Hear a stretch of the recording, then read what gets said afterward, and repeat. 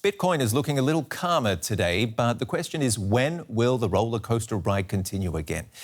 2 months ago, the cryptocurrency was worth nearly $65,000. Now it's trading at below $40,000. That is basically 40% less than where it was trading in mid-April. Critics say it's speculation and investors should stay away, especially because of that volatility.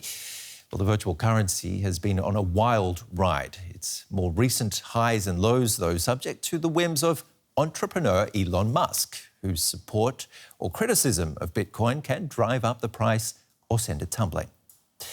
Let's bring in economist Maurice Höfgen, who says Bitcoin is the digital version of gold, only worse. Why is that? Because I thought gold was a pretty safe investment. Maurice. Well, thanks for having me on the show.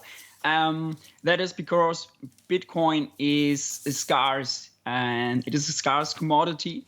And scarcity means that it is fixed in its supply, and that is not a good characteristic for money, because everything that is scarce can become quite volatile, which, as you mentioned, is definitely the case for Bitcoin. You mentioned the roller coaster ride.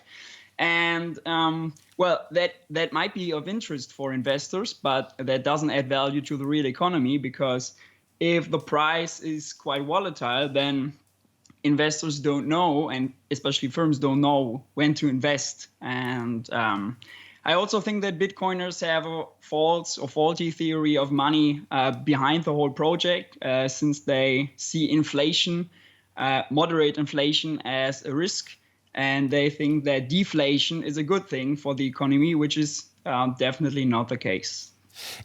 The fact is, though, that more and more companies are starting to use Bitcoin as a means of payment. El Salvador has even recognized it as the official currency. It sounds like it's set to become a global currency, whether or not those criticisms of yours have some sort of basis.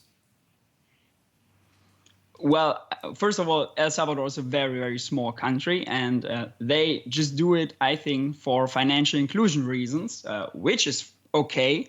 But I don't think that developed countries will start to accept the Bitcoin as official currency, because, well, that would be highly problematic, because if money is scarce and taxes are not only paid in the real currency, such as the euro or the US dollar, but also in Bitcoin, then countries do constrain their spending capacity, and that isn't a good thing for a country to do.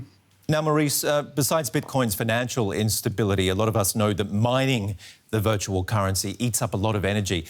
But what do you think of the efforts to improve its carbon footprint with clean electricity? Well, as long as we do have Bitcoin as a speculative object, I think it's a good thing to do, because I think it uses the same amount of electricity at the moment, such as Argentina, so the whole country, so very wasteful. But overall, I don't think that the blockchain technology, which is good in itself, it's a good technological innovation, is necessary for a currency, because the decentralized and anonymous process isn't a characteristic that money or currency needs. Maurice, give us your take again. Where do you reckon Bitcoin is going to be in the next 5 years? I know it's a big question, a hard one to answer. Tough to say. Well, there's a whole cult around Bitcoin, and well, it can go even higher in its price, especially if Elon Musk comes back on the show again. But well, it can also go the other way and fall quite low in its price. And I think over the long term, Bitcoin will fail because of its faulty characteristic or construction. And yeah, so my bet is it won't become an official currency, and it won't play a big role in the years to come. Okay, economist Maurice Höfgen there. Thank you very much for being on the show. Good to talk to you. Thanks a lot.